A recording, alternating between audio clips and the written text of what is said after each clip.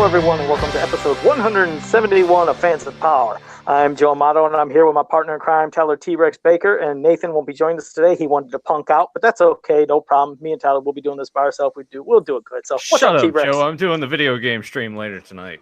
Oh, yeah, all right. How's it going, T-Rex? I'm tired as hell, man. So I don't know how much impact I can bring tonight. So, unless someone feeds me like a hot button issue or something like that, I'm just going to be kind of,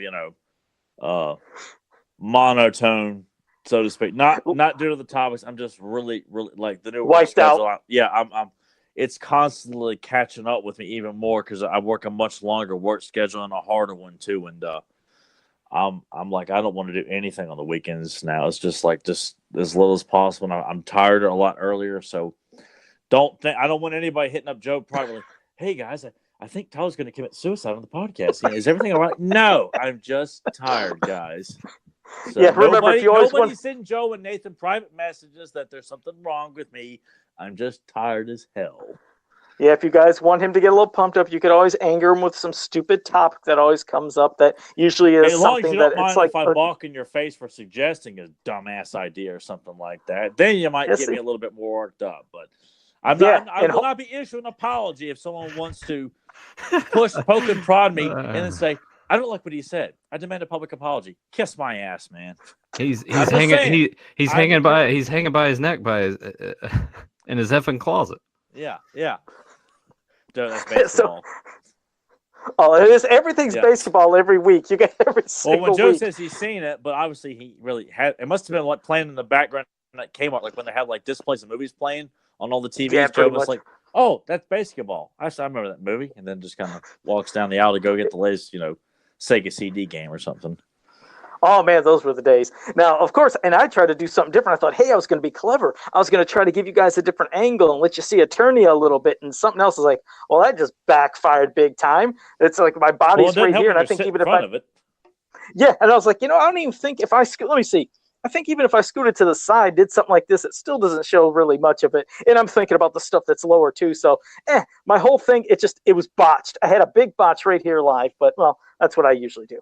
But I'll say first, I want to say hello to everybody that's in the chat room. And I'm hoping I get everybody because I have it on live chat.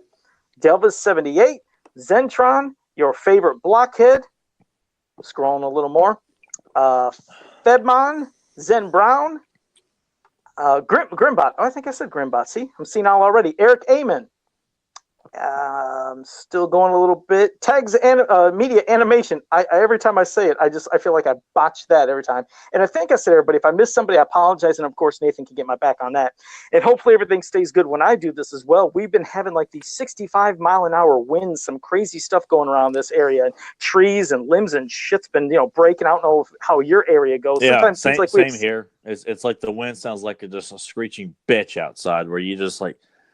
God, that's just really unnecessary. It was pretty bad in our area too. Yeah, so it was freaking me out. I kept thinking the windows were going to be popping and shattering, but thank God, knock on wood, everything's good.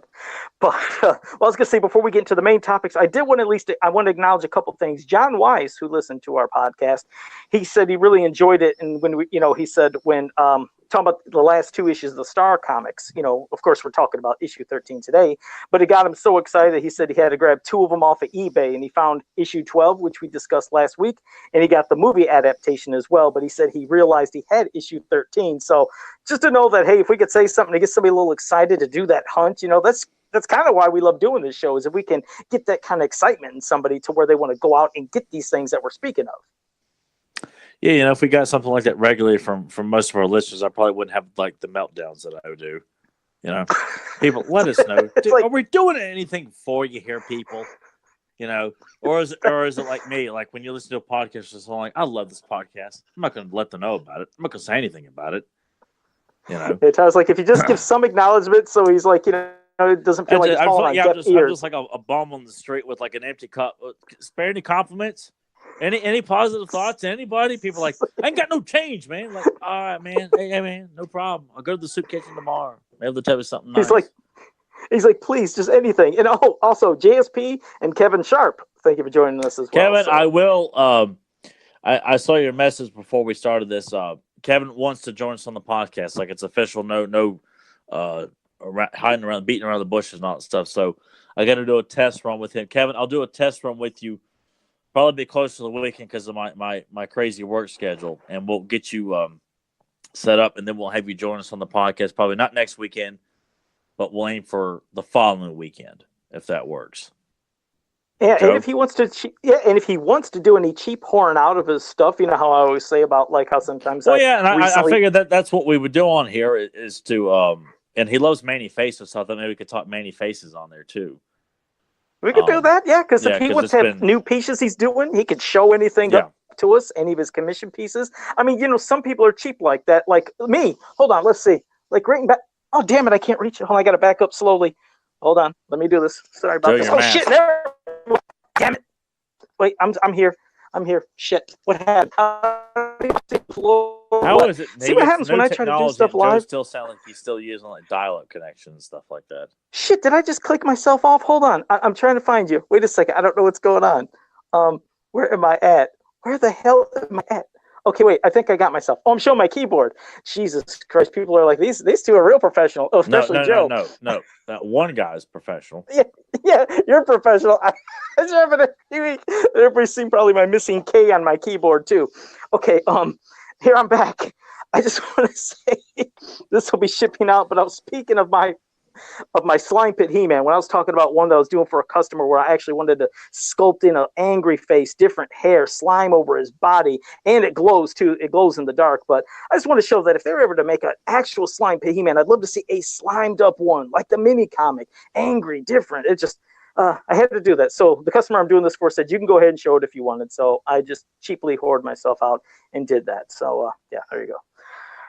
That's not too much whoring out, is it, Tyler? I was pretty good about that, wasn't I? At this point, Joe, it's like throwing a hot dog down a hallway with your horn on the podcast. It's just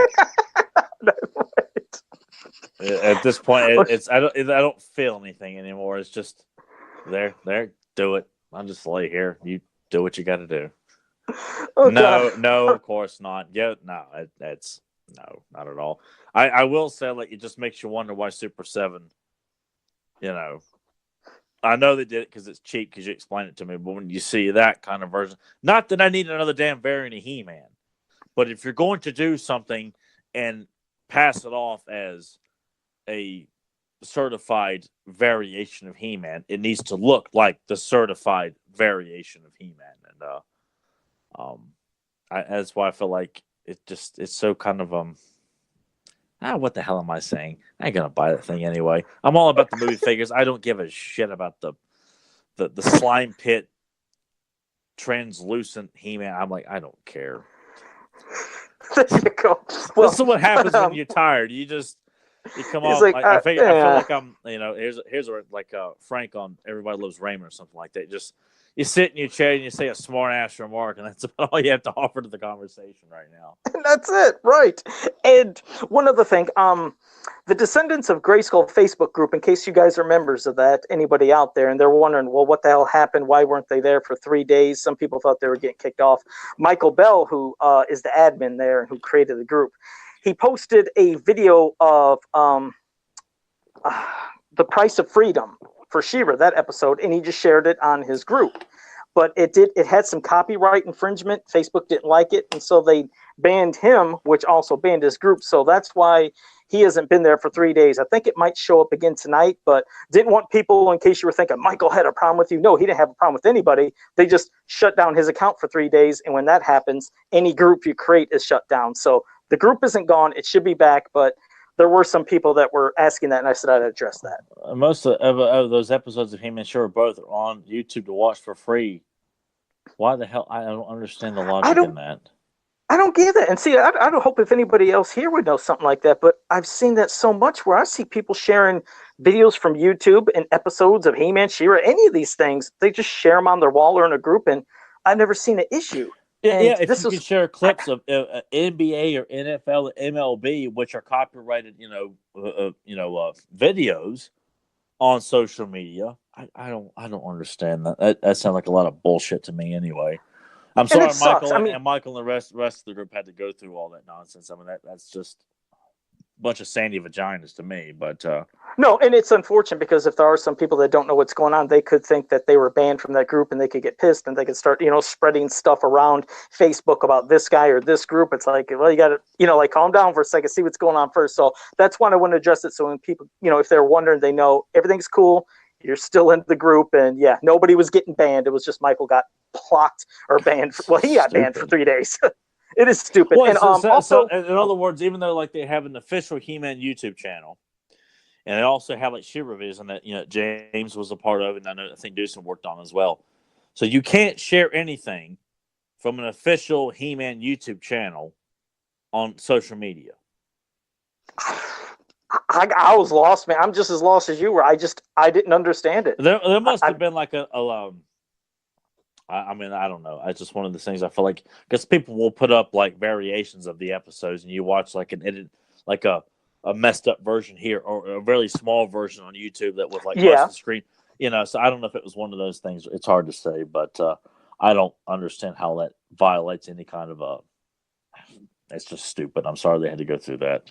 Yeah, it is a shame. It is, but I also wanted to say from Delva78 said, thanks, Tyler, for the mini comic. It was full of amazing story points. So you're very welcome. I'm glad you got it as quickly as you did. I'm so glad you enjoyed it too, bud. All right. I was trying to think. I don't think there was anything else really recent. Like I said, we can get into the topics that we have at hand. I know that, if anything, I did a little post just for fun. You remember years ago when Mattel had that display of Eternia, like the Eternia playset, but it didn't have monorails. It didn't have all the bells and whistles. It was just, the Central Tower, Viper Tower, Grayskull Tower. And it was cool for a setup, a display setup. So I just posted on my wall for fun. I said, what would be the most you'd be willing to pay if, hypothetically, Super 7 was to ever make that with all the stuff, like 1,000, 1,500, 2,000. And a lot of people agreed that if it was ever to happen, they would rather have it in sections because it would probably be easier, maybe not only for shipping, but possibly instead of having one gigantic box. It was kind of, I didn't know if you see on my wall, it was like a 50-50. A lot of people were like, they were down for it. They'd be into it for a certain price point, and a lot of people had good ideas of shipping, like I said, separately.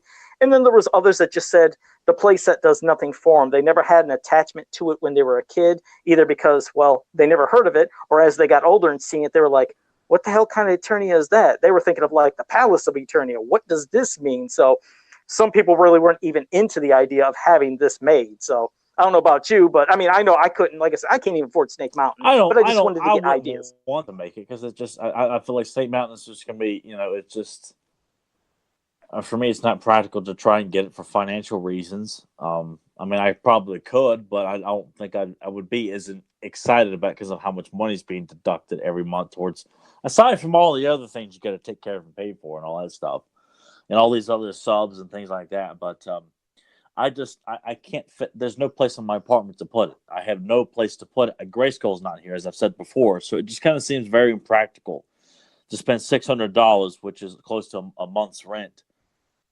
Granted, it's over time still on something like that. I wouldn't want them to make an Eternia place. Honestly, it's more of a big deal to me to have the vintage one, which, thank you, Nathan. I have a third of that. But I that's something Joe has, I think me and Joe have like touched on privately over years, though, is when fans come back to the fold, or people who have completely forgot about everything, and then they come back trying to rediscover it, and they, it's quick for me to forget what it's like to see stuff you didn't know existed. But from my perspective, when I finally saw the Eternia playset, I wasn't expecting the Royal Palace because I didn't know they had made the three towers. Like, I saw it in the mini comics, but didn't know it as a playset. But I thought it was tremendous and had a lot of mystery and wonder what it looks like. What can you do with it? What's the back of it look like? Same thing with Ninja and Scareglow and Mosquito. I wanted to know more about them. I didn't grow. I don't understand the logic in that. Like, hell, even if you were a fan and made it all up to the Snake Man, and in 1987 you bowed out and you decided to, start with the first batch of turtle figures that came out and playing with, the next waves of Transformers or whatever the case may be. And you come back and you see that last one. I don't understand that mindset of saying, well, I didn't grow up with it, so therefore it sucks. I mean, I don't don't grasp that concept. I try to look at it from, because I've embraced everything about He-Man and She-Ra. And I mean, yeah, there's some ideas that I think are a bit hokey. For the most part, some of them are like new concepts that just don't really mesh with what is already established. Not from nostalgia or like, I'm old man Tyler, I like things not change. I feel like some new stuff works and some stuff doesn't. But when you look at a lot of this older stuff for the first time, I have a hard time understanding why people would look at Ninja and Mosquito or Scareglow, the Eternia playset, and just kind of turn their nose up away. Like, well, that sucks. I wouldn't want that. Like, I mean, can you grasp that? I mean, granted, Joe, you had all that, but can you get an idea of why people would, years later, just because they didn't have a Ninja as a kid, look at it now and think, well, a Ninja and He-Man, that's lame. I don't. I guess, well, that's the thing. You're right. With me, I did, collect everything until it was gone. So anytime something new came out, I always understood and knew that this is a world of fantasy and technology and magic and anything is possible. So any type of creature or being that appeared in this wonderful toy line, cartoon, or mini comics, I never questioned. I was like, this is great. And you used, as I always say, your imagination when you were a kid to play with these things. And it made it a lot of fun. It's like, the unfortunate ones, like let's bring up the Energy Zoids, Rotar and Twistoid. Those are some of the most, from what I've seen in groups with fans, they hate them. They're like, these are the dumbest looking things. They look nothing like He-Man figures. They're stupid. I'm like, but if you were collecting at that time and you got into the gimmick, they were some of the funnest little shits to play with. I mean, just like I said, they had this little spin feature. It's something you've never seen any of the other He-Man figures do. And I'm not including Cyclone. Yes, you can go like this and he spins around. This was like these spin tops, but as figures. And they had weapons and they would spin around to knock you down or get into that spinning weapon that would also attack. I mean, it was just, to me, it was like genius. I like seeing anything they did. And like you said, okay, let's say that some of the people that were collecting Masters of the Universe at the time were older than me. They moved on to whether, like you said, it'd be Ninja Turtles or just video games or girls or whatever. I guess I never understood either, thinking, okay, they reflect back now of when they were kids and they enjoyed all the He-Man figures they had. And then they see the stuff that obviously was there when they were done collecting they never knew about. I would think they'd still think, hell, this was part of a universe that I loved. Those are interesting looking characters. But you're right. Sometimes they look at them and they say, a guy with an elephant head? That looks stupid. And what's the guy with all the snakes coming out? Or question any of them. I don't know. I mean, like I said, they're entitled to their opinions, but it does surprise me that if they were passionate about a property they loved, that they'd question it, especially in this world. Like I said, this universe of everything's possible. And that's why I like posting those little tidbits of other things. Is I posted that Rio Blast Wonder Bread card.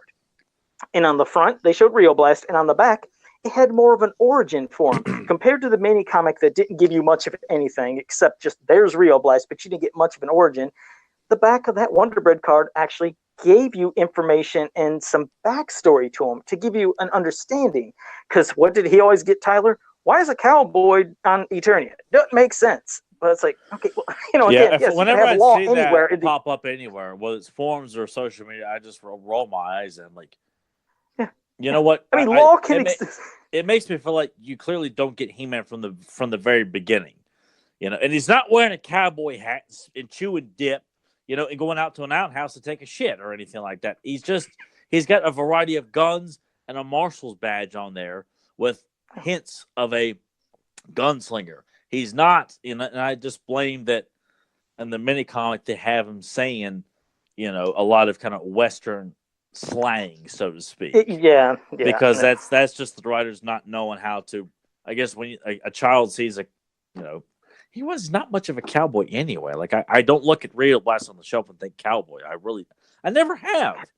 No, and I never thought that either. I just thought, my God, look at this guy. It's a law enforcement, as there could be law enforcement through all the universes, as we've seen in other cartoons. But people don't really take the time to really step back and really look at what you're dealing with here. You're I mean, look at all the guns. The things that I always talk is just, do you see somebody on Earth having guns coming out of their chest and their legs and their arms and this thing that goes over the head? It's like he was like not the fun or just give an acknowledgement to like Marvel, but he is kind of like a war machine. He's just bam. He's like he's ready to destroy. And to me, that seems so imposing and awesome as a kid. I just went right with it and I never questioned it. But Yeah, it's like you said. I guess people who moved on and just didn't collect those later but waves. Someone just figured. But even so, like I didn't discover Rotar and Twistoid till I was, probably in my well, probably when I saw the price guide and I saw that there were other characters I'd never heard of, and then I didn't see him till either I picked up Lee's action figure in review magazine. How old were you at that time? God, I mean, I picked up my first. I got Clamp Chapman on card when I was in 5th grade. And that's kind of what started like looking, actually going for He-Man figures, and like toy stores or people who were selling the magazines and stuff like that. And which would have been, I think, around 94, 95, I think. Or maybe it was like in middle school, close to middle school. I was in middle school, I think, at the time. I'll take that back. Okay. So it would have been like 96, 97. And around that time, like Tomart was still going, but there was Lee's toy review. And and they used to have like spreads on various figures, and they did spreads on like we're doing a section on all loose He-Man figures, so they'd have just pictures of all the figures complete, and that's it. But to me, it was exciting to see all the He-Man figures because I didn't have internet at the time. For me to just look at anytime I wanted it and to see Rotar and Twistoid, I was like, I never saw these characters before. Like this is something I missed out on. Like I want those. Like I need to have those. I need to have Scareglow. It just is one of those things. I guess it's my level of passion. I was come out and say it was a hell of a lot stronger than the people who left, who grew up with a little bit more older than I was at the time. But just for me, it was my passion was so much more stronger, and it was an insatiable hunger to get more, to learn more. And I mean, that may be why, I'm doing this right now today instead of, like Joe took time off. Like I kept chasing He-Man figures and videotapes all through the 90s. Like I never stopped. And, but I still have a hard time trying to look at any of the stuff that came out towards the end of the wave. Like, would they think the same thing about Megator and Titus had we gotten here in the States?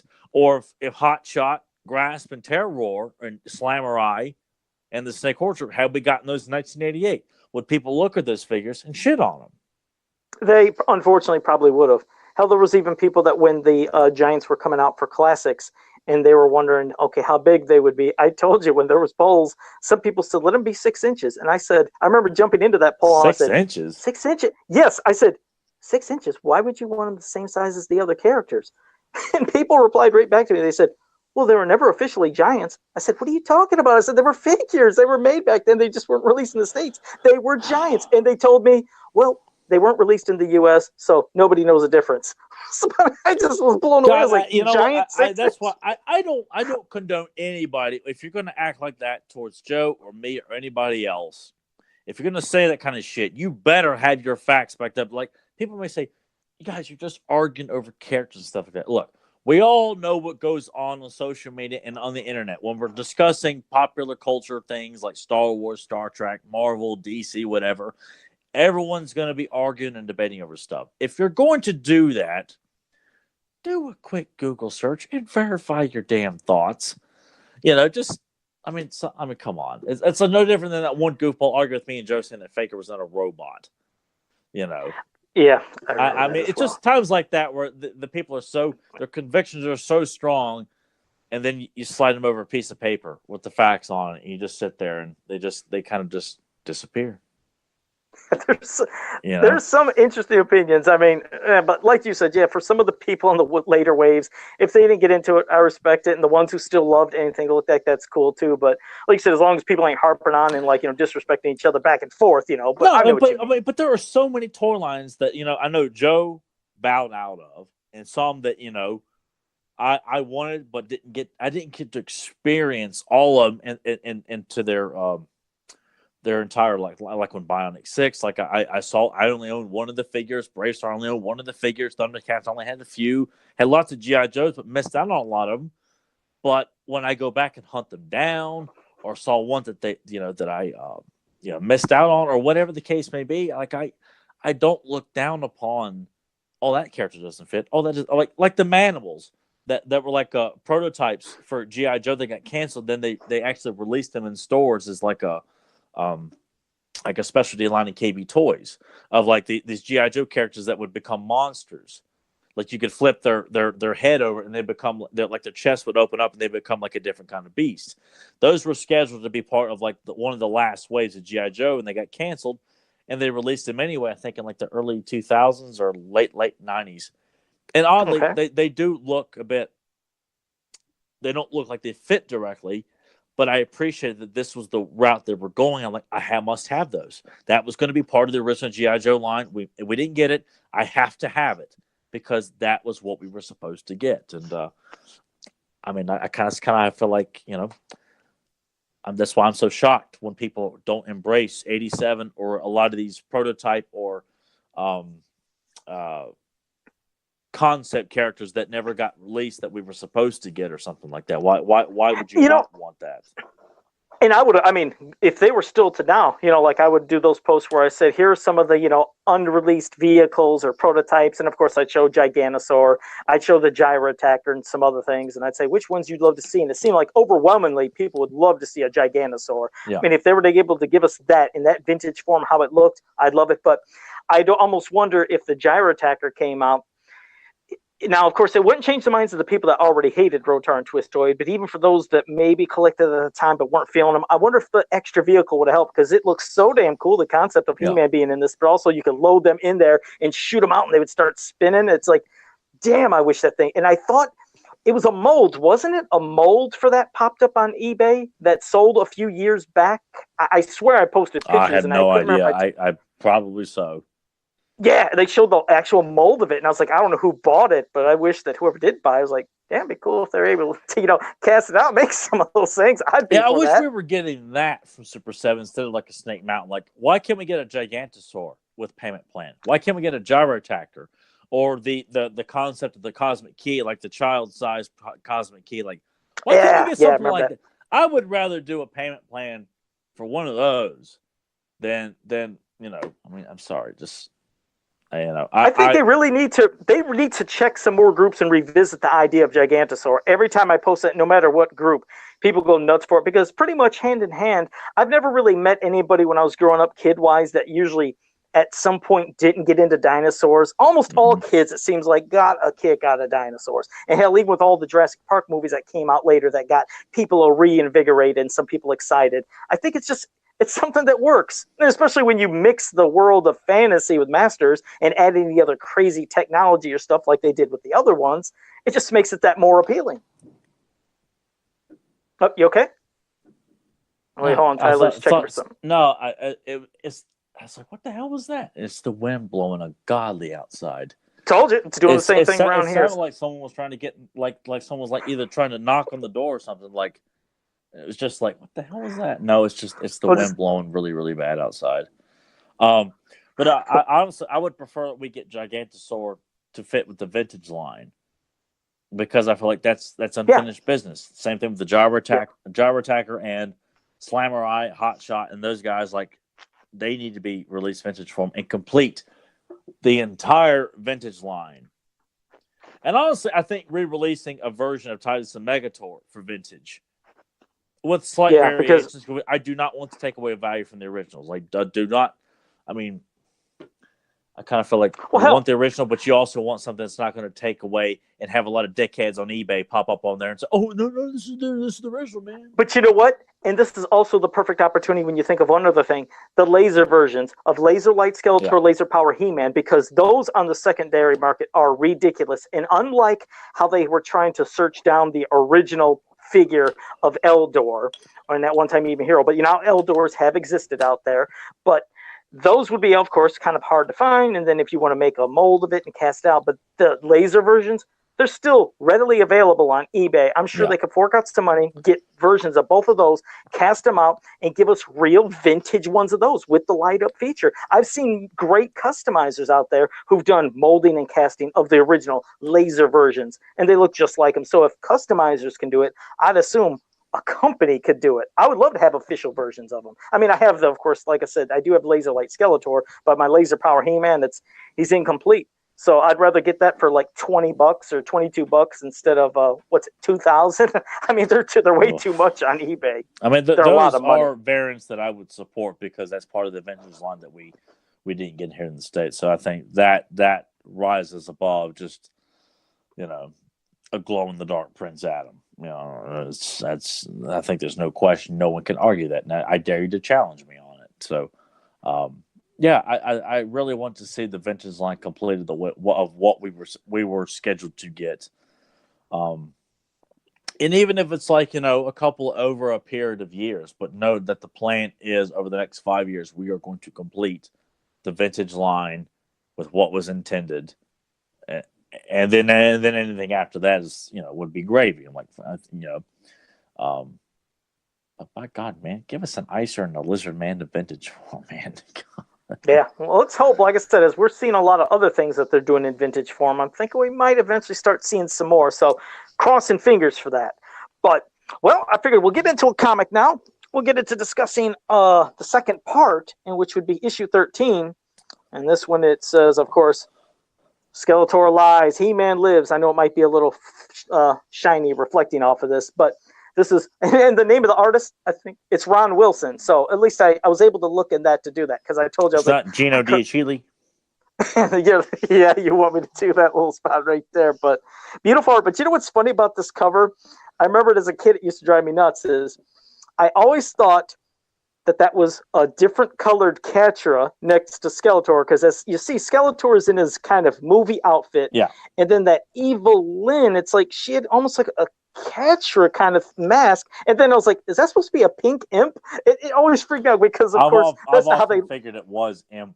Yeah, But it doesn't make sense because he's not even featured in the book. So right. And Skeletor doesn't even have this outfit in the book, and Evil Lynn doesn't even have that outfit in the book. he's so got a variation of that outfit, but it's yeah. But the whole Evil Lynn thing, I was like, she didn't look like that. I always wondered, and I don't know if Grim would know that. And he said, "Oh, Grimbot just popped up, said, pretty sure that is Catra and that is Imp." So I wondered, Grimbot, because I know he knows about the issue 14 of this that we never got, but I'm curious if he knows. Well, if War and Peace notes. is a more horde heavy issue, which is the following issue number 14, which the horde are featured much more prominently in that book. Yeah, so it makes you. Yeah. Yeah, I just always wondered. I was like, did they get some kind of reference material that just slightly confused the artist for that cover? You know, something was just slightly off. But still, inside story's great, but I'll pass it to you, T-Rex. No, it's definitely it kind of feels like it's like, you know, with most of the other Star comics where the illustrators get, you know, the factions of characters mixed up. And I mean, I understand they probably weren't given much to go with, so you can't really hold them at fault. It's just, I think, kind of charming, so to speak, that you see Squeeze aligned with the Horde, or Imp on the cover with movie Skeletor and Blade and Saurod and Evil Lynn. But it's nothing more than that. It's not a something in depth or mystery or like an alternate. No, it's just a goof, and that's really about it. Yeah. But it's a great follow up to the book, and it's a shame that we didn't get War and Peace in its entirety. And I know more panels and pages have popped up every so often. I don't know if Grimbot has got access or knows someone who's got the rest of the book, or knows someone who has access to the rest of it, because it needs to be showcased, because it's quite fascinating when you see like the cover for it too. It's got I think Mosquitoes on the cover, and I was trying to remember who else, but is it on James's sites, on any of James's websites? Can that be seen? I know James over, like, he posts, I think, the opening splash panel with He-Man sliced into a bat mech, and it says War and Peace in his movie outfit. And then a couple of weeks ago, they released a few panels of more of the book as Horde accent and things like that too. And He-Man's wearing his movie outfit. I think Teela's wearing something a little bit more movie inspired, I think. But I have to go back and look at it. I think it's on the Facebook page that Grimbot moderates too. That's strictly, and I believe that's the Ancient Library of Grayskull. I think is that it? It's all facts and stuff like that, like facts and trivia stuff, and sharing info on all the vintage mythology and media and things like that. It's not there to sell anything. So if you go there trying to whore yourself out, you're going to get your ass a good chewing. So just if you want to find information, stuff like that, that's kind of what it's what that Facebook page is all about. And that's where they posted some of those panels. So if you're interested in that, I'm sure ask Grimbot in the chat room or message Joe, because I can never remember the name. I'm part of that group, but I cannot tell you the full name. Well, like I said, if you go to Facebook and just type in Ancient Library of Grayskull, it'll pop up, and then you can just request to join. And I'm sure you're a He-Man fan, you're into it, they're gonna see it, they'll know it. Bam, you should be able to get into that. So yeah, give it a shot. And also Sportimus and Adam Gabbert, thank you for joining us as well. But no, so to this comic though, at least. Now, we see where we left off in the last one. Of course, Adam is now in the future. Everything's all screwed up. He tries to give some hope to the rebellion, if you will, of Eternia now, to give some hope that maybe they can rise up to hopefully fight Skeletor and his evil warriors. But this one, I liked. There's moments towards the end, which I'm not going to spoil. I like seeing the scrappiness still of Clamp Champ, because they show him where it's like, he looks pretty aged in this now. Yeah. And I don't know if they try to reference like a Danny Glover from Lethal Weapon. That's what I thought like, too. And I'm sure when they wrote it, they clearly they had just seen Lethal Weapon or were a big fan of it. Yeah. Yeah, because there's a couple lines I got vibes of from other movies or franchises, but it just meshed together so well. Especially the climax towards the end. But yes, now we finally, at least you did get to see Blade, because we had references of hearing about Blade in the last issue. It's like, but you didn't see Blade. But now you got to see Blade. You also got to see Saurod. And just seeing the two atoms with each other, and of course what happens towards the end, that had to be one of the coolest parts. But I remember being antsy, because as I always told you, I've always been antsy about time-traveling movies or stories. They just get me weird and on edge.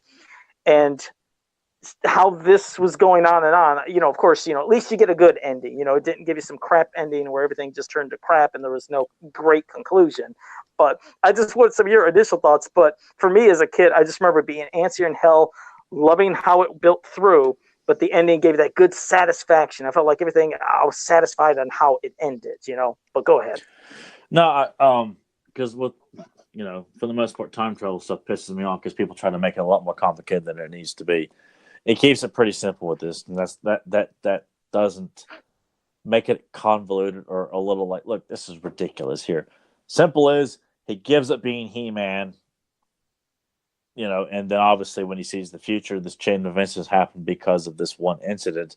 It's not like, if like that episode of The Simpsons where Homer comes back, goes back to prehistoric times, sits on and falls down on like a prehistoric mosquito. Oh my God, what have I done? Comes back, this happens, goes back. It's not that kind of thing. It's just you feel like he gave up being He-Man, so all of this stuff happened. All these repercussions. Yes, yeah. It doesn't come off like, oh no, if you affect things right now, it'll change this and change that. No, not all that nonsense. It's a great redemption story, so to speak, and the time travel thing is it's a great plot point. It's a storytelling device, and it doesn't really make the story a complicated one or something that's trying to sound smarter than it really needs to be. But it definitely has a lot of. It really made me feel like when it was written, because this book came out in '88, I think.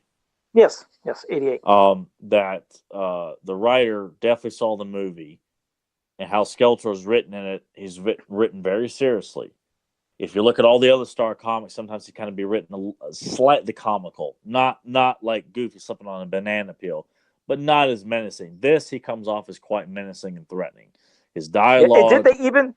Wasn't even the interior of Castle Grayskull? Didn't they kind of make it look like the movie slightly too? It looked a lot like the throne, and even the interior of Grayskull's throne room is not exactly, but very reminiscent of the walkways and the long drop-offs and things like that. It's very much like the movie Grayskull. Skeletor's outfit, essentially, it's the movie outfit, but with purple and blue. So if you can picture Frank Langella's outfit, but without black and gray, it's purple and blue, and the yellow face. And his introduction in the book is just see Skeletor sitting on his throne. All you see is his hand.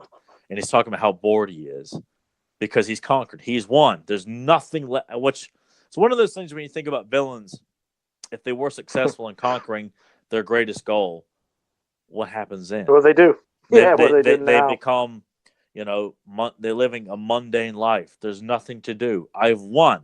There's nothing to keep them motivated. And just to say, hey, I'm bored. And has Evelyn capture Zola the Falcon, who is Tila at this point and everything. Mm-hmm. And but it's a great kind of renegade rebellion story where they break into Castle Grayskull and they get imprisoned for a bit, and it's up to both Adams to work together and confront Skeletor in the throne room. And Clamp was a lot. I was so glad when I first saw these books years ago that Clamp was given not the most prominent role I would have preferred, but he's in it enough to where I'm like, of all the other heroic warriors, he's the one used. It's like that meant a lot to me, and still does. And still fighting. That was great about it. Still fighting, and so I really like that. Blade and Sword are used very sparingly. Unfortunately, they're not used as much as you'd think. Ninjor is in it for a brief period too. So to picture that scale in the throne room of Grayskull, where you got Blade, Sorod, Ninjor, and Evelyn. Now that's quite an interesting quartet of evil warriors hanging out in the throne room. Yeah. It's just how he showed up, and Evelyn said something like, I didn't see you coming. He was like, nobody ever does, or however it was phrased. I kind of like that, because it was cool seeing Ninjor just pop up. But throughout the comic and, reading the story, you're seeing about all the death, all this catastrophe and everything that's happened because of, like you said, him giving up being He-Man.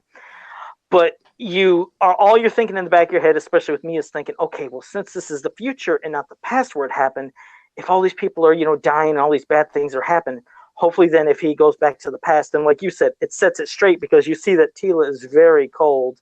And, you see, I like how Adam, the young Adam, was talking to her, and he's kind of like stuttering, like trying to get to the point of basically saying, did you and I ever have a relationship?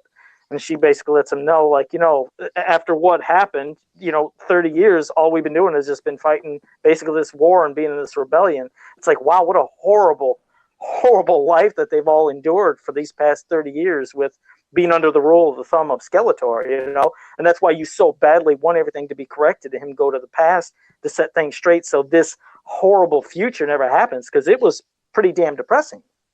Yeah, everybody's. I mean, it's completely depleted, and I like how Skeletor his goal in this towards He-Man or Adam is very reminiscent of how it is in the movie. Like, no, I'm going to break you in front of the people. I'm going to make an example out of you. So if anybody even thinks about trying to rebel against me, what I do to you is the first thing people will think of, which is reminiscent of how Skeletor doesn't want to kill He-Man. He wants to break him in the movie. Make him, he doesn't need to be a martyr. He needs to be a sign that there is no hope. It's hopeless for you people. Yeah. And a question to you. I didn't mean to interrupt you, but a question to you. When he was talking about he wants to break him and to show it to the whole world of Eternia, did you feel like you were getting the vibe of how they did in the movie, where he would show himself in that hologram for the entire world? Like that's probably what he was going to present, was some type of hologram for the world? The holosphere. Yeah. The holosphere, thank you. Yeah. Either through that or, he stands out in front of Grayskull and, takes out Prince Adam in front of everybody or something like that. But yeah, something to the point where on a grand scale, which I would prefer holosphere, because that needs to be made canon. That needs to be made permanent canon into the He-Man mythology. Whether you like the He-Man movie or not, that holosphere needs to be something that the sorcerers would use to communicate with the planet, to let them know, look, there's an epic invasion going on. You people need to prepare for it or something, because it's a wonderful addition that I think William Stout came up with. Yeah, that's what I would prefer. That, like, he turns that on. He's holding Prince Adam captive right there in the holosphere. Yes. He I don't know, attempts to maybe possibly behead him or kill him or drain him of his strength in front of everybody, to where he just becomes like a mold mess of bones or something like that. Right. It would be. I mean, it's horrific, but like you said, it's reaching the entire planet. But yeah, I see the holosphere as thank you for correcting me on that, because I didn't know the exact term of it. But I've always seen it as canon, because from seeing it in the movie, even if some people are not super fans of the movie or not, it was great to see that, how Skeletor, when he's delivering his message, you see that it's being delivered everywhere for the world to see. Can you imagine being on the planet when he's giving his big speech and becomes a god while the holosphere is on? And It's you're like live seeing him TV all the time. do this number and smiling and screaming, and you're one of the peasants, or one of the the rebels with your hands behind your back, watching this holosphere speech go on. You're like, oh my god! I mean, you wouldn't think anybody outside of Grayskull at that point. Only He-Man is seeing this. They don't know he's alive, but yes, even as He-Man, what bears witness to it. But just the simple fact that he's letting the people know He-Man's captured, he's mine, and you're all going to see me become a god. Can you imagine the level of despair an Eternian soldier or peasant or farmer that sees that happening? What the hell is going through their mind when they see Skeletor has absorbed the Eye of Grayskull for everyone to witness on the planet? I'm like, can you imagine what that's like?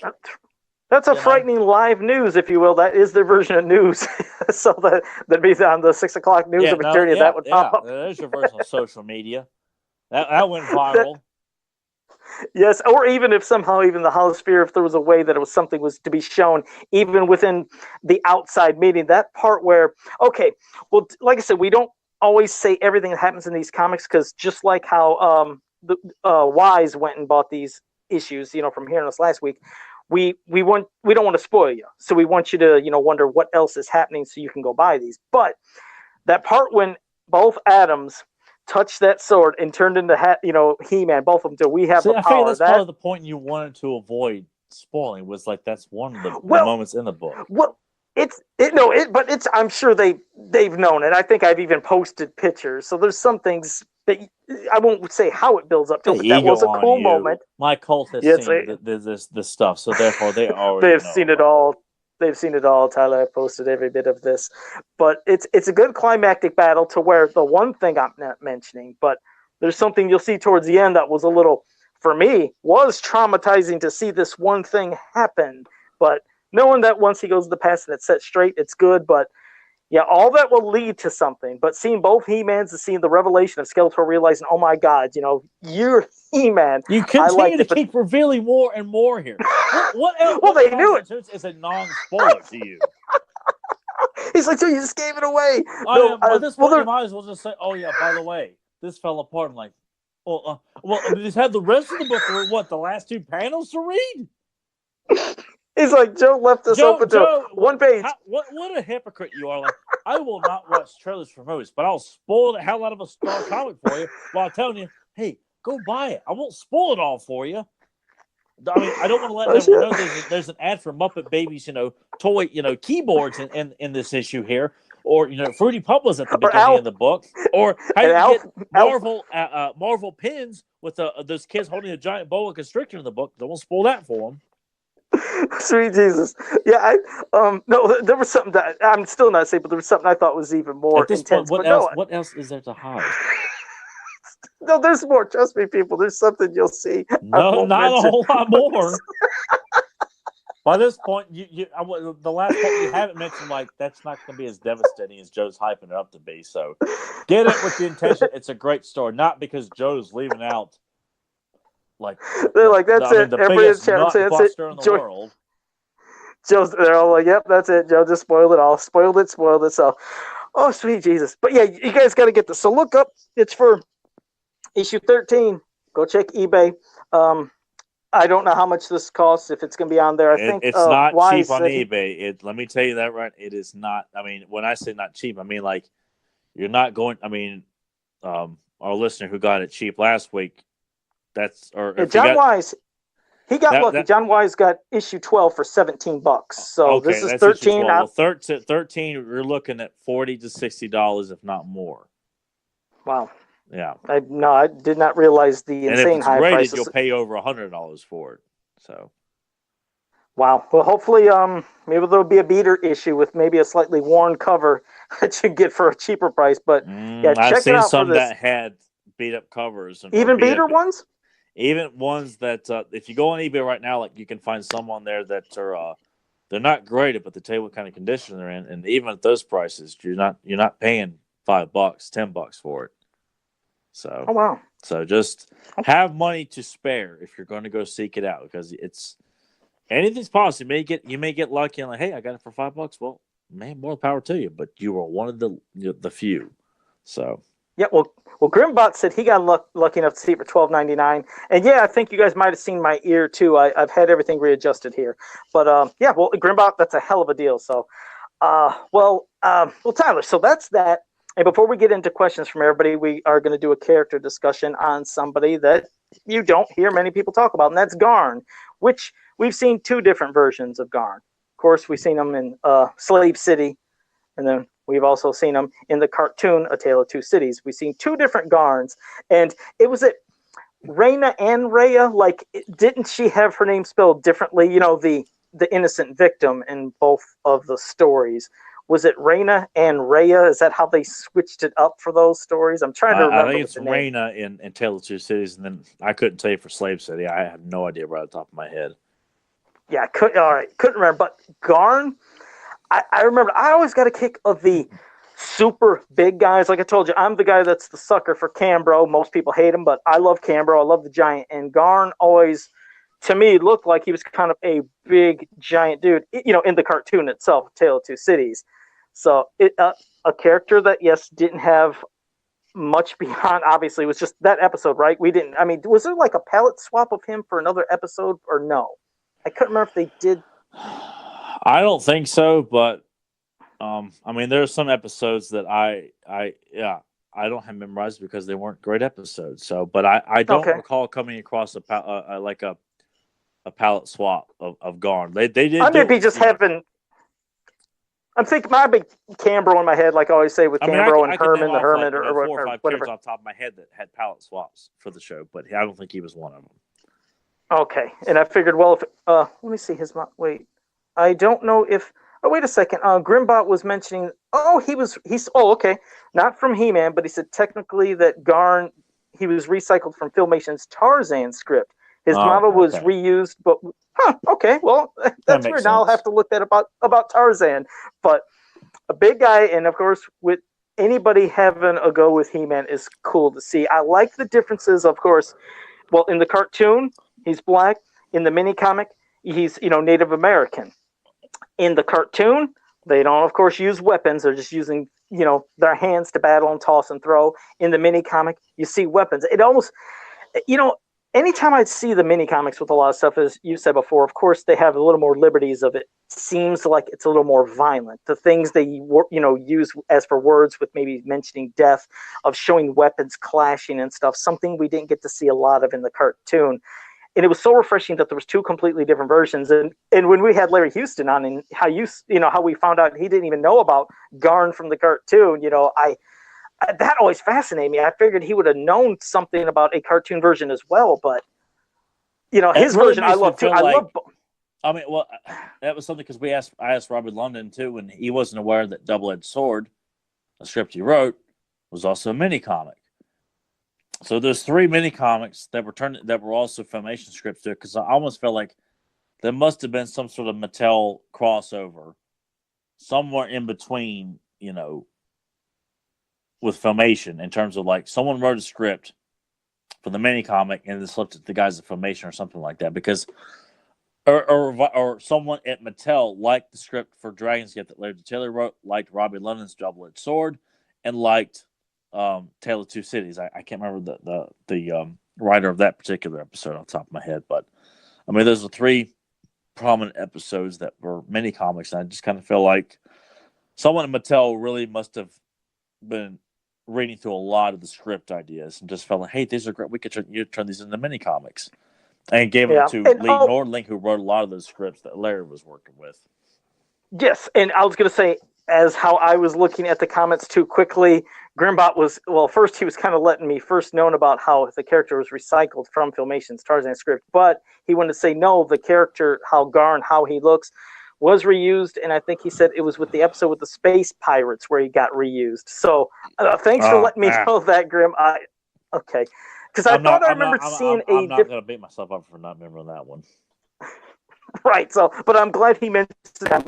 I'm going to correct that and fix that. Yeah, thank you for that, Grim. And yeah, I wasn't, because I was like, I swear I thought I'd seen it. But, and Motu fan number 1, thank you for joining us as well. But now, pass it back to you, T-Rex.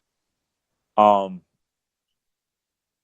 trying to figure out where to go from that one. But No, I love the character a lot, and I feel like it warrants, a character that should be explored a lot more too. I mean, we were given so many one-shot characters by Larry in the mini comics, and then of course in the Filmation. I mean, that goes without saying with so many one-shot characters. And I know some fans probably don't look at a lot of these characters the way that some of us do. I didn't appreciate Tale of Two Cities till I got older, till I was like an adult, and it's a wonderful episode. I like Queen Belina and Draka, and just the fight with He-Man in the arena. I mean, it's using a lot of the footage that we're used to, but it's a very well done fight, and it's a lot of fun. They still use the amnesia, plot device that's in Slave City. So they're pretty much, if you like Slave City, you'll like Tale of Two Cities, and vice versa. But like Garn becomes king of oh god, the name of the king that Queen Belinda's Targa. running. Targa, yeah, God, yes. Yeah, at the end of that, whereas I don't think that's the immediate case in Slave City, though. Like I don't think in Slave City. Yeah, I don't remember that either. At least I don't remember, but I do love that type of crown that was put on Garn in Tale of Two Cities. I love that. That'd be cool. Yeah, it would be cool, and I think that would be something that it would be cool to have that character revisited, to kind of keep that world building and have He-Man revisit characters like Garn. And I'd like to think that there's room to include both of them. Like they may have the same name, but I was like, no, it's kind of get away with, like in our world, like we have a bunch of Joes, we have a bunch of Tylers, but we all look different. So maybe Garn on Eternia is like, I'm sure there's probably other Adams on Eternia, but there's only one Prince Adam of Eternia. So, and not to be a smartass, but maybe even the Filmation one could be King Garn, and the one that would be from just Slave City is just Garn. If they wanted to try a little twist on something. Well, but you're right. I think there's room to have both, because they're two very distinct looking characters, and I'd like to think of they don't even have to be. I wouldn't even feel like someone who wants to encompass both of them. You don't need to connect them. Make them two completely separate, different characters. Make Garn a character that He-Man, tackled while taking on Queen Belina, and make the Native American Garn attached to Lodar and that whole situation. I feel like there's ways of including all these characters together, I think. Sure, they can mesh them together. I mean, we had our different ways with two different Zodaks, one with a K, one with a C, but still having it to where they're their own individual character. But I think the thing I got a kick out of the most with at least watching the cartoon version is, when he referred to himself as thinking he's the most powerful man in the universe, and of course until he fights He-Man. But then when they team up towards the end to save, the city from getting destroyed by the floods, I loved it when He-Man smashed the ground to start cracking open, and then Garn started doing it too. It's like, this guy is a powerful son of a bitch, It's like, it's cool to see somebody, a super strong guy as well, along with He-Man, It's like, like you said, very underused, only got that episode. What could have happened if the cartoon continued and they decided, let's revisit that character and bring him back to maybe help He-Man in a certain situation, or if he went to go to help Garn and they teamed up, however they met up, just to see them back together. I love seeing two strong guys sometimes working together to do stuff, and it was just different. Usually it's only He-Man smashing the ground, nobody else. Yeah, and it was fun too that I know they throw around the term, I thought it was only a legend kind of thing, but it's fun in this episode that He-Man is the myth, that this kingdom is so far removed from everything else going on in Eternia that He-Man's kind of running around from the like Castle Grayskull and the Palace and Snake Mountain and various other places, but this place is so far removed from what's going on in the rest of the world that the idea of He-Man is like this myth, to these people, that someone that powerful, that strong, that heroic, that couldn't be real. Like, that's a fascinating thought about He-Man, and about this whole kingdom.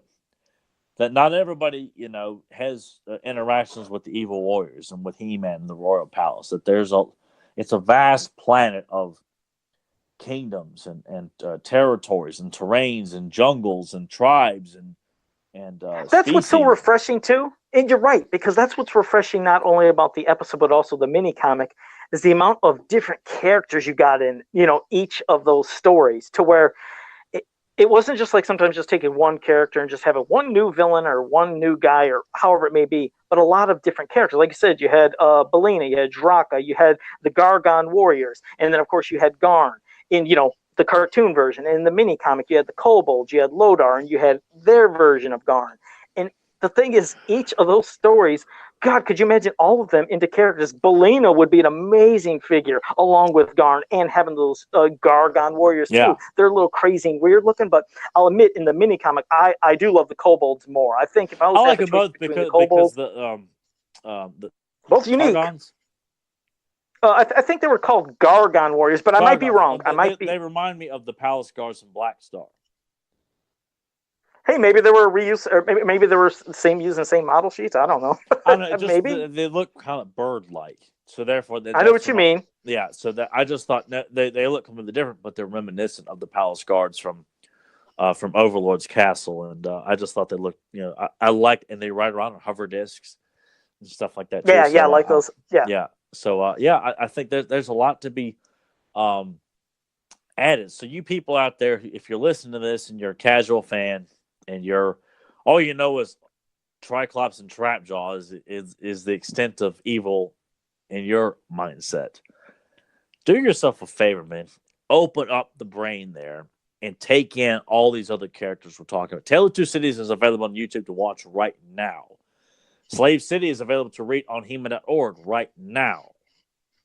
So look exactly who we're talking about here. Don't tell me that you would not see more world building, more ethnicity spreading out in He-Man, not for political social justice bullshit, but because it's a vast world. There would be more black people, more Native American people, more Hispanic people, more Asian It's great people. you bring that up.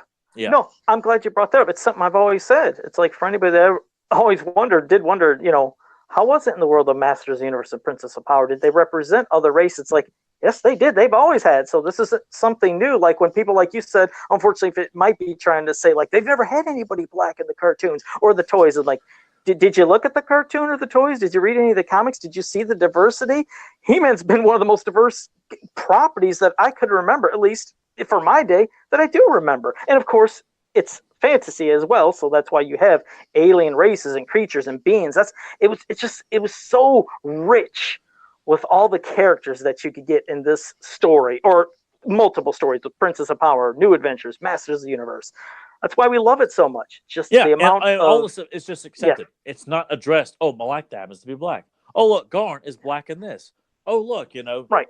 Chopper / Jitsu is Asian. No, they're just Malak. It's just characters. Garn. They're just characters. They're not coming out with agendas. So that's one thing He-Man does to this, political social justice bullshit. It gives it a nice big right-handed middle finger to all this nonsense of like, well, clearly they didn't like this, or they didn't like this ethnicity, or what? No, and no. If anything, like Larry Houston decided, can we make this character black? Sure, why not? Can we make this person Native American? Sure, why not? And Chinese. It doesn't come off like Larry just wanted to expand it. Like his mindset was just, why couldn't it be? Because I feel that this race needs to be, this ethnicity needs to be represent. No, it was not the. And think of that. We never ever questioned it at any time. Anything we were reading, anything we were watching, it was just part of our history of Masters of the Universe and any other stories, and we loved it, enjoyed it. But yeah, you're right. At no point did anything feel forced and like they were trying to shove anything down your throats. It was just great stories with great characters. That's why we love and celebrate this so much. That's why Talon and I love doing this, is we love sharing all these things that possibly maybe some fans never seen, or if they did, maybe they forgot about.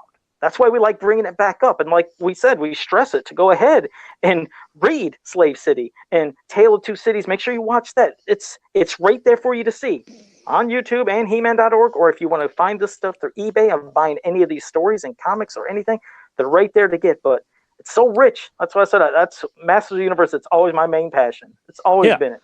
All most stuff is available for free. So get your shit together. And if you want to argue, debate with people, take some time and do some damn research. Don't come up to Joe Amato or Grimbot or anybody else on social media and claim this knowing full well you haven't researched, and you're just hoping to God you're talking to somebody who's got their head up their ass and has the brain of an ice cube.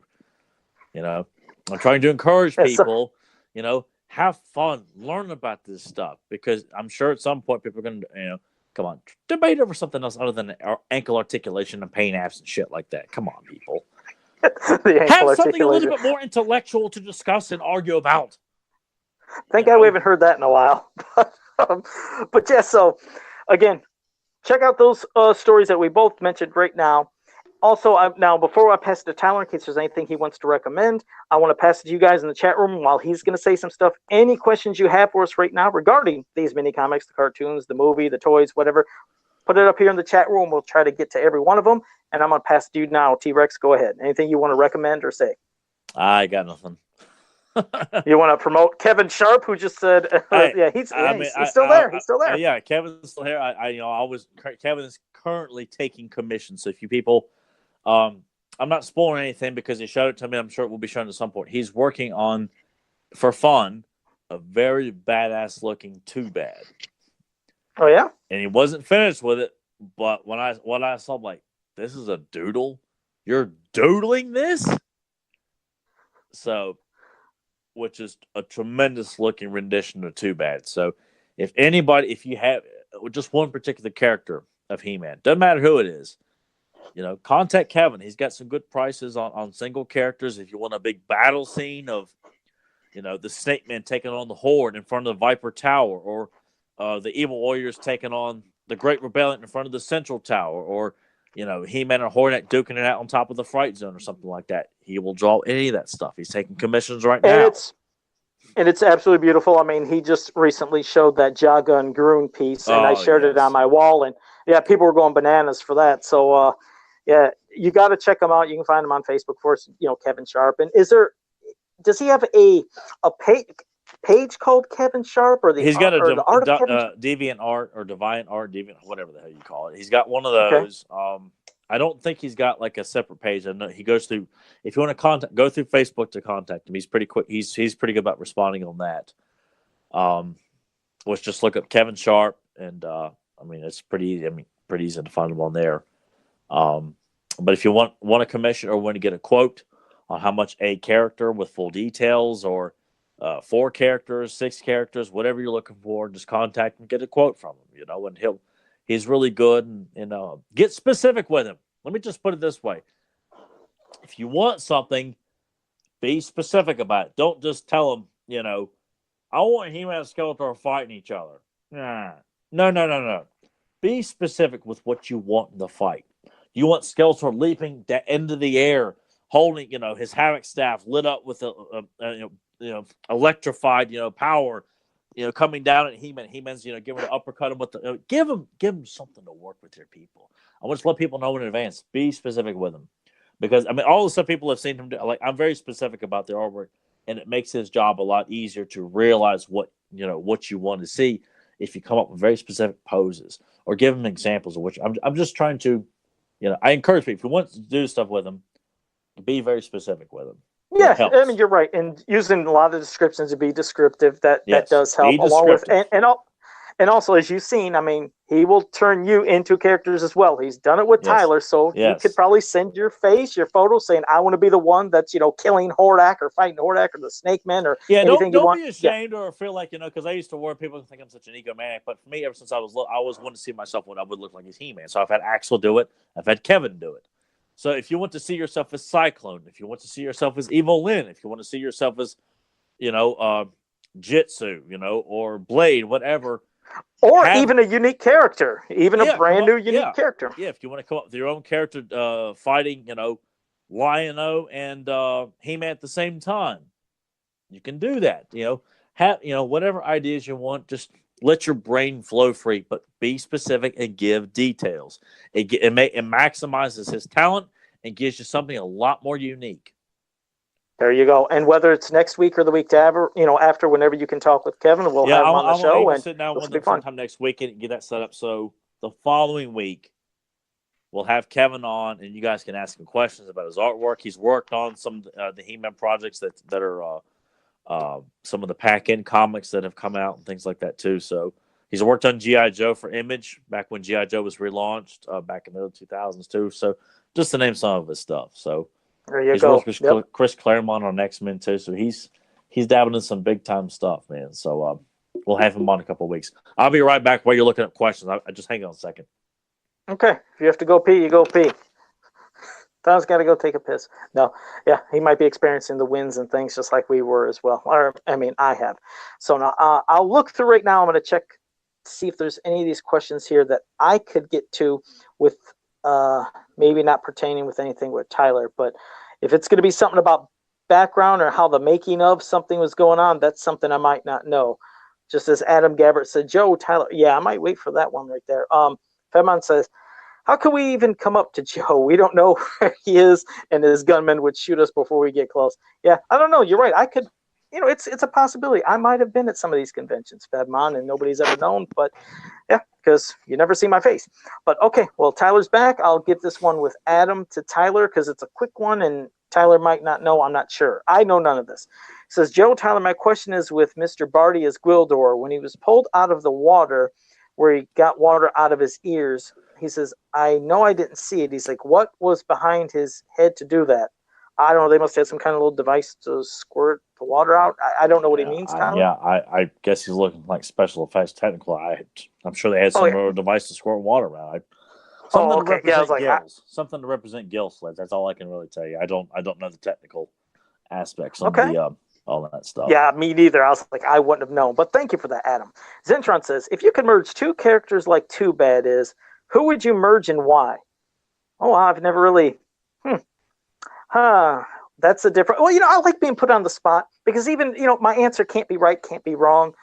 But think about if you put a hero and a villain together that kind of are like complete opposites of each other. Hell, you put Stinkor and Mossman together. Wouldn't that be one damn disaster of having two people that are the complete opposite of each other, not only with their smells, but also one good, one evil? I don't know. For fun, Zentron, I'd put Mossman and Stinkor together. That would just be bizarre. Maybe they cancel each other out with their smells. What about you, Tyler? Anything off the top of your head? I always like the questions right off the cuff like that. I wouldn't do it because it would take away the significance of Too Bad. Because Too Bad is my favorite evil warrior, so I want him to have that established title in my opinion. So I just because whatever you do is just strictly done for comedic value. I'm like, I don't want any haha with my He-Man figures or my He-Man character, so to speak. So and that's the thing. I don't want to. I'd risk breaking now. Shit. You're doing a custom horror, aren't you? No. I might have it back here. I want to get you a quick story. The first figure I made for myself, because I used to be obsessed on wanting more He-Man figures when there weren't any. The first one I ever made when I was a kid, I told you, was called Breakdown. Breakdown was a head of one of the small miniature Madball figures that I put like on a He-Man body, gave him a trap jaw arm. It's insane, but I kept it and still have it to this day. But I actually made a character that I called, here's an original name, Double Warrior. It's like, whoa, that's original, but I wanted another two-headed warrior. So I'm going to block off my camera. Tyler, if you want to say something to them for a bit, I'm going to try to grab this, and I've had this for, since I was like 10, but I'll be right back. Hold on. This is proof that Joe just keeps everything ever, right?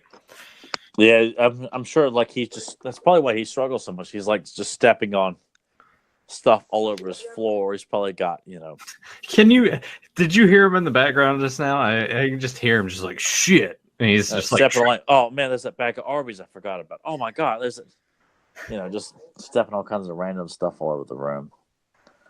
But yeah, he conveniently has everything in that one room. Let's just talk about how tired you and I are. Let's do that for a second. Oh yeah. Because I am. I mean, I'm like, since we're done. All right, guys, I'll see you next week. Yep. I'm out.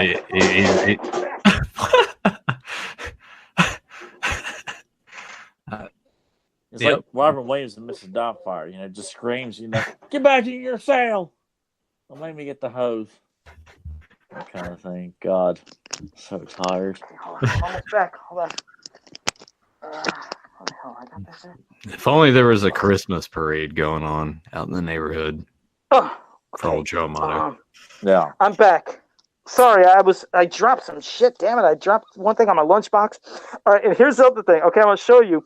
I even kept the pieces of paper that I wrote with each of them. This is so fucking terrible. I don't care. I made a double warrior. Hey, look, it has Stinkor and Webstore. And here's my little name sheet that I used to keep with each character. And I've had this since I was like 10. I called them Double Warrior. And I have one other one, too. Hold on. I was so proud of this one with this. Like I said, shit. Oh, I'm dropping stuff again. Sorry. I was doing customs before customs, I think, were even a thing. I called him Shadow He-Man, and I made this crazy little hood to put over his head. And I tried I'm glad I didn't know you as a kid. I had been like, all right, yeah, I'm glad you like it. The Phantom Stranger, Mr. America. There's kind of a little like a symbol. I tried to put a symbol like on top of his hood that he wore over his head, but I was like a ninja, and I just realized the armor that I gave him was from my Sectars figures back then too. So I kept my little name sheet too, the Shadow He-Man. Oh my God, I've had these since I was 10. I'm so proud of these things. I should card them. Hell, I think that'd be kind of fun now that I know how to make cards and do that stuff. Messed up. I should make them. Somebody's going to. Oh man, I've got to have it. I must have that. Here you go, Joe Amato, 40-year-old handwriting. From Jesus, 58 years ago.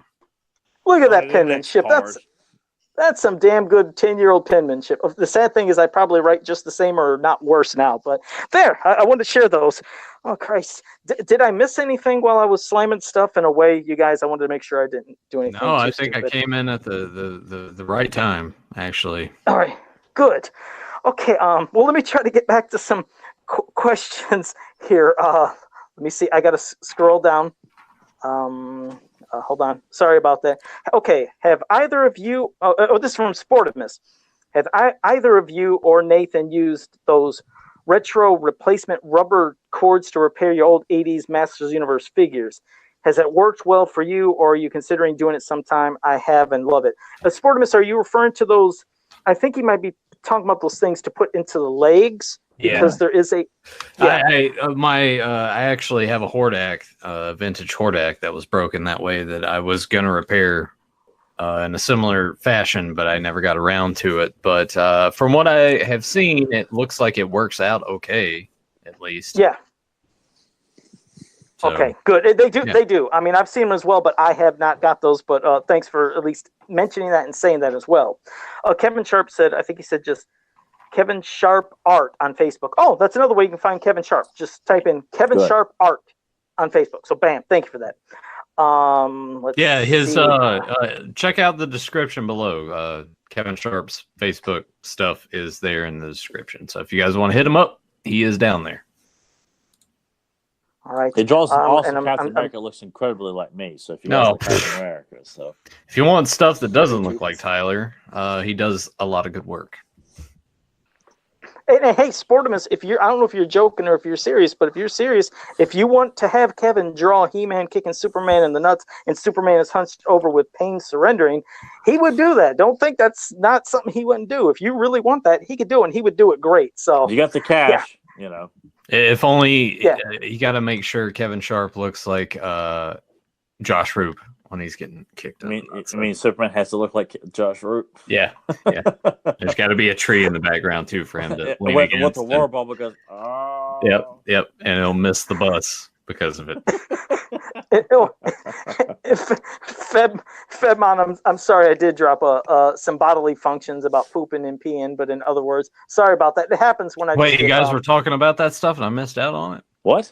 It might. I don't know. When Tyler got up and said, he might have to take a piss or he has to hit the shitter. I don't know if I said that. No, if Tyler had to take a dump, he'd be in there way longer. Okay. No, here's the story for everybody. What was it? King of the Ring 2001. When Booker. The initial specific details. WWF King of the Ring 2001. Yeah. It's when Booker T shows up at the end and puts Stone Cold through the table, and that's sort of like the invasion angle happens. I'm like, hey, I'm getting King of the Ring, man. Come over. And Tyler's like, all right, yeah. And I think as soon as the show starts, I gotta go to the bathroom. And he went to the bathroom and he came back, and there's some match, probably X-Pac. Chavo and something. Yeah, X-Pac and somebody, who cares? He's like, I gotta go to the bathroom. He spent, I think, the vast majority of that show taking a shit. He just had to keep going to the bath. I was like, dude, you're all right. He's like, yeah, I'm fine. I'm like, are you sick? He's like, no, I'm good. I got to keep going to the bathroom. And I was like, all right. I did catch Booker T coming out and throwing Stone Cold through the table, though. No, I would run up to the door and be like, oh, man, you're missing it. He's like, what am I missing? I can just see him doing a shimmy on the toilet. Like, oh, my God. Oh, no. Yeah, I fall get down out off of the toilet here. with my pants around my ankles. I'm crawling to the floor like Carrie Always and Saw. You know, you know. Jesus God. All right. Thanks for that, guys. Yeah, there you go. Let's see. Tags Media Animation said, Joe of the Mega Constructs, who would you want to see in animation? I don't know. See if you could, have He-Man and the Wind Raider and see if you can have that animating or doing something like that. That would be kind of cool. See if that could be something possible. I'd like to see that. Sportimus said Stink Moss, I guess, of combining people. Zen Brown said maybe Buzz Off and Mosquito. Delva said, would Moss maybe Stinkor's rival or Cyclone? Yeah, there we go. Let me see. Permanent thing. Squeeze and Tongue Lasher from Sportimus. So, dang it. So they got a lot of people that was going on that. Joe will be in the next episode of Hoarders. No, Sportimus, like I said, I don't hoard crap. I just have my stuff. But what happened was when I was back there grabbing that, I thought I had everything good in my Bashosaurus came down and slammed into my lunchbox, so I'm hoping when I look back there later, neither of them are damaged. Please, God, let Joe come back with pants on. Yes, I have my pants on. Let me see. Joe never wears pants. What are you guys talking about? I just imagine Joe has like plastic tubs. It's like Joe Amato, 10 years old, and here's like all the stuff from when he was 10. all his like corduroy pants in this one like plastic tub. Okay, now this ain't hoarding, but just to let you see something. Speaking of that, Nathan, I just felt funky throwing them away. I was actually going to ask if you and Emily wanted them back, but crusty pants. Those I still have the cookie tins that you guys sent me of the empty cookies. I don't want those back. Okay, I'll throw them away then. Okay, all right.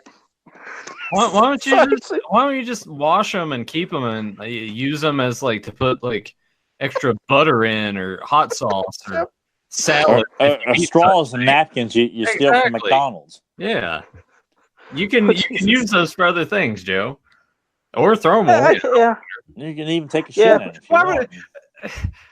it. You mean to tell me you're going to pay postage? You're gonna pay shipping just to send those back? Why the fuck would I want those, Joe? Well, Joe saved up all those pennies to send you back something. He's got to pay for the postage. Well, sometimes there's people and friends. I'm like, oh my God, it smells like old. I guess he just assumes in parts and don't you return all Tupperware that's just give it to you to eat food. Give them donate them to the Coupon King or something. I don't know. Yeah, well, where I come from, sometimes when people give you food in containers, I'll give them back their Tupperwares and stuff. But, I think that was everything. We got most of the questions. I think when we went to our insanity, people were feeding off of that. So we got more people feeding off our insanity than anything. But, that was a great episode. So, first, let me say before I wrap it up, if you're new to the channel, make sure you like, subscribe, ring that bell so you can always get notified when we go live and have any new content. And we love having you guys here each week. This is always fun. It's great. And I'm glad Tyler was able to hang in for a little longer because I know he's tired. And like I said, right when we get off here, he's probably going to hit the hay. Yeah, I'm out. He's I'm out. I'm letting you guys know too. Like he's out. All right, guys. I'll talk to you later because I'm fading fast here. All right. Well, the last thing I guess would just be a quick quote, and it was from Zentron. His quote is from a TV series. I always feel at home here. And how are you? And he goes, it's like snort, my pet. I'm always feel at home here. And how are you, my pet? Is it Hordak? I don't know. If I hear a snort, I automatically think Hordak. So I guess I'll wait and see. But I'm going to go pops it up, and I don't know. Spoons.